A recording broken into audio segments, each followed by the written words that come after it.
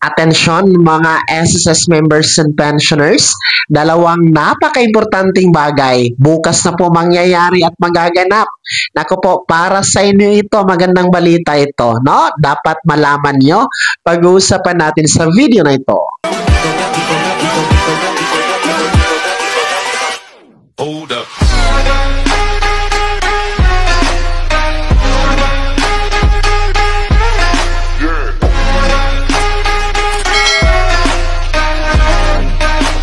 Hello mga ka-vlogs! Welcome dito sa aking YouTube channel. Magandang araw po sa lahat ng mga manonood. Saan po kayong dako sa mundo? Kumusta mga ka-vlogs?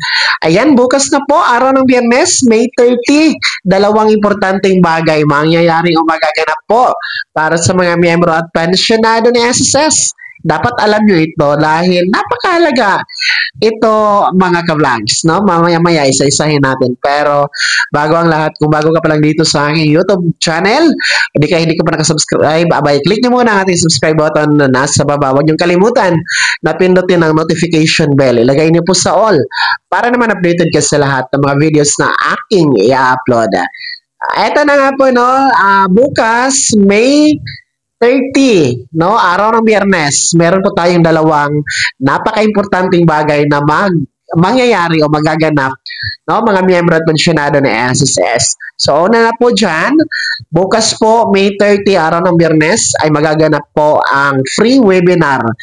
5th episode ng SSS Eskwela Webinar, kung saan libre lang po yan, no? Magaganap po yan bukas, alas 8:30 ng umaga magsisimula hanggang alas 12 ng tanghali, no? And then, marami kayong matutunan dyan, no? Specifically, ang pag-uusapan, no? Ang topics po bukas sa nasabing SSS Eskwela Webinar ay patungkol po sa funeral and death benefit na ino-offer po ng SSS sa mga miyembro na mga kung sakaling papanaw nga po, no?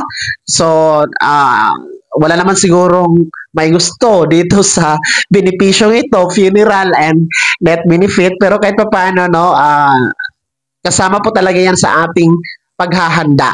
Dahil lahat naman po tayo papanaw, lahat naman po tayo, hindi naman po forever dito sa mundo. So kahit paano yung mga maiiwan natin na pamilya ay hindi mahihirapan. Merong makukuha na benepisyo sa pagiging miyembro natin sa SSS.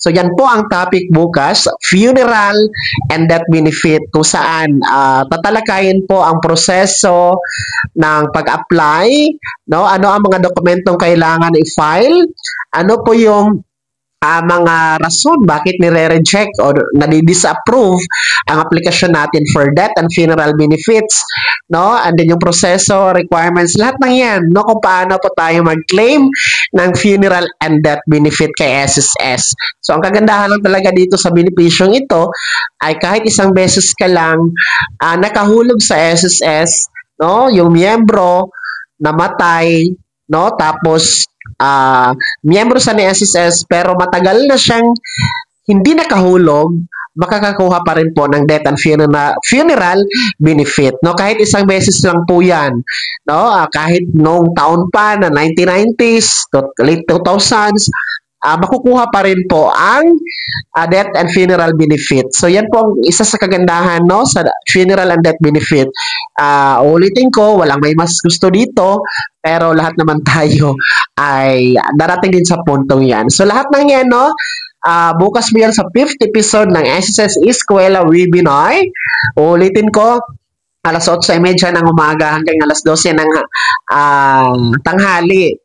Sa lahat ng mga gusto at interesado pong mag-join at matuto, scan nyo lamang po ang QR code na nasa screen nyo para ma-register po kayo mga ka-vlogs. Pangalawang importanteng bagay na magaganap at mangyayari bukas sa araw ng Biyernes, May 30. Naku po, good news naman po ito para sa ating mga pensyonadong kabilang sa first batch. Yung merong date of contingency, Wala first to 15th day of the month. Kung yan po ang inyong araw ng kapanganakan, araw ng pagkasakit, o araw ng pagkamatay. Naku ha, bukas na po, araw ng Biyernes, May 30, makukuha at matatanggap nyo na ang inyong June pension sapagkat advance nga po ang inyong crediting for June dahil sa inyong original schedule na June 1 na tapat sa araw ng linggo. So, hindi talaga po pwede mag-credit ayon sa circular ni SSS kapag natapat ang original crediting schedule sa weekend o di kaya naman po national holiday. Kaya ang mangyayari dyan, atras sa last working day ni SSS. So, bukas na po yan, May 30, araw ng Biyernes. Abangan nyo po sa inyong ATM card. No? Antabayanan nyo po sa inyong ATM card bukas dahil makukuha nyo yan. No? Mas maaga kayo sa inasahan. Advance ng 2 araw kahit pa paano po.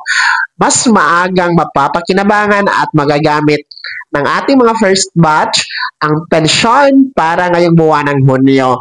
Take note, walang dagdag, wala pang second tranche.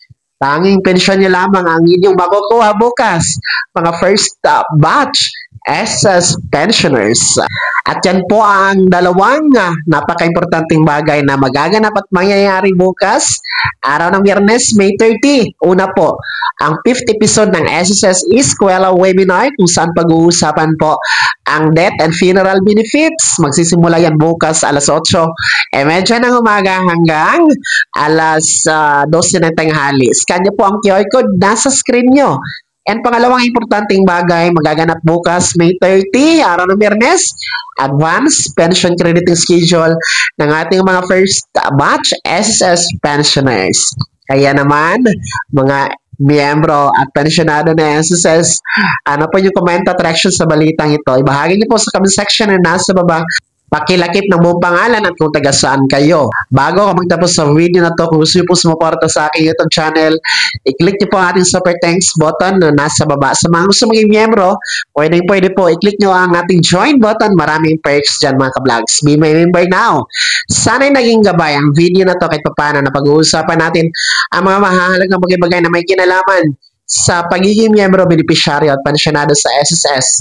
Kung hindi ka pa nakasubscribe dito sa aking YouTube channel, maaari nyo nang i-click ang ating subscribe button na nasa baba. Huwag nyo kalimutan na pindutin ang notification bell. Ilagay niyo po sa all para naman updated ka sa lahat ng mga videos na aking i-upload.